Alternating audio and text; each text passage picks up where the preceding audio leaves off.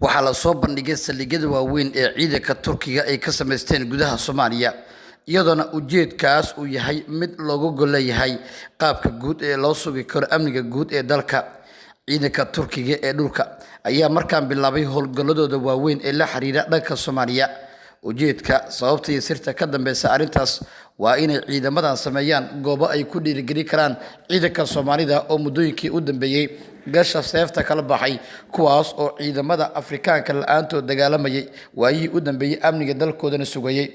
Ila kala duwan ayaa warbaahinta Xuraasi waxay u sheegeen in dowladda Soomaaliya ay diyaarisay ciidamo gaar ah oo dalka dibadiisa lagu soo tababaray gaar ahaan dalka Turkiga kuwaas oo luqad ahaan iyo xeelad ahaanba yaqaan ciidamada ay la horgalayaan ee waddanka Turkiga u dhashay.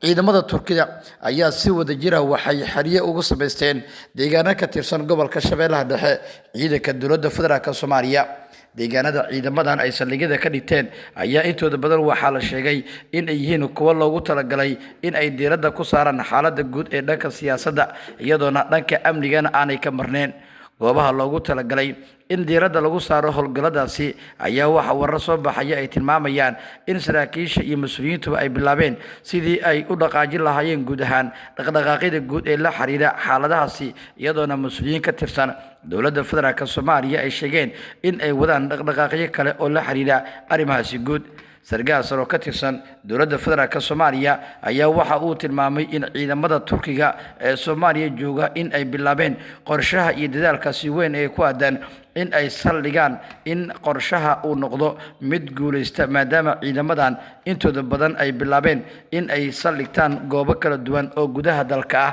Waxay haystaan taangiyo iyo qalab kale oo casri ah oo ay ka mid yihiin diyaaradaha loogu talagalay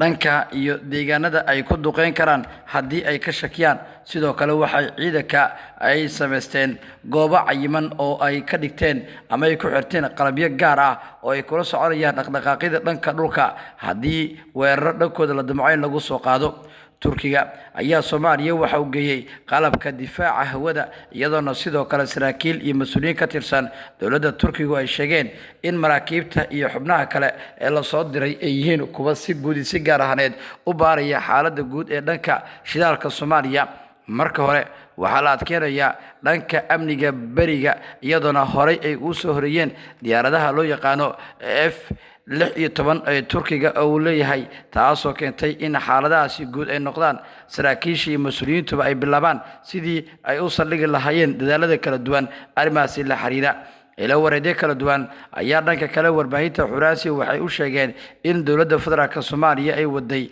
maalmihii u dambeeyay dhaqdhaqaaqyo guud oo la xiriira howlgalladaasi iyadoona saraakiisha iyo mas'uuliyiintan ay intooda badan ay tilmaameen sidii loo sameyn lahaa dhaqdhaqaaqyadan guud iyo qaabka looga miro dhalin lahaa marka la eego arrimaha howlgalladaasi la xiriira.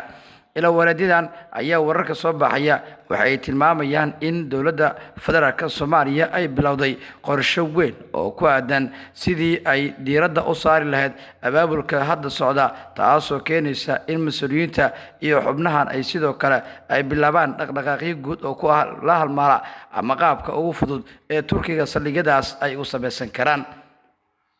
xogahan waxay muujinayaan in Turkiga saldhigyada ay ka sameysteen deegaanada la yiraahdo Qorilow iyo deegaano kale oo hoostaga ama u dhaxeeya Warshiiq iyo Jabad Godane gobolka Shabeellaha Dhexe dowlad goboleedka Hirshabeelle. ciidanka Turkiga ayaa la xaqiijiyay in ay qayb ka qaadan doonaan dardargelinta dagaalada halka ka socda iyo in ay dhanka xeebta diiradda ay saaraan sidii loo adkeyn lahaa amniga guud. diyaaradaha dagaalka ee Turkiga ayaa sidoo kale dhinaca hawada ka taageeraya ciidamada gaar ahaan diyaaradaha F-16 Bayraktar oo ah diyaaradaha saddexda nooc ee Turkiga oo adeegsado weerarada fulinta duqeymaha ee droniska TB2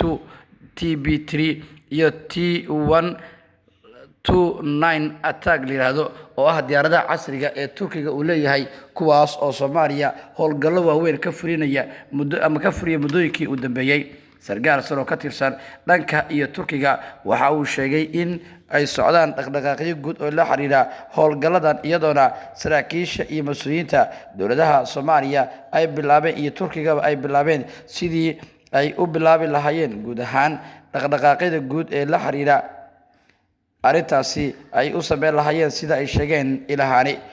mas-uuliyiin ka tirsan dowladda federaalk Soomaaliya ayaa ku waramay in maalmihii u dambeeyay dowladdu ay waday dhaqdhaqaaqyo guud oo la xiriira arrintan iyadoona ugu dambeyn gunta hoose la gaaray marka la eego howlgallada iyo sida loo wado. Saraakiisha iyo mas-uuliyiinta dowladdu waxay dhankooda tilmaameen in ay wadaan abaabul xooggan oo arrimahaasi la xiriira sida ay sheegeen ilaha kala duwan. mas-uuliyiinta ayaa sidoo kale waxay hoosta ka xariiqeen in maalmihii u dambeeyay ay socdeen dhaqdhaqaaqyo kale oo la xiriira howlgallada ciidanka Turkida ay ka wadaan gudaha Soomaaliya oo ugu dambeyn guulo muhiim ah oo la taaban karo laga gaaray sida ilahan ay inoo xaqiijeen. wixii warar iyo dhacdooyin arrimahan ka soo kordha baahinteena tan xigta ee warbaahinta Xuraansi ku daawo waad ku mahadsantahay daawashadii la socodka wararkayaga.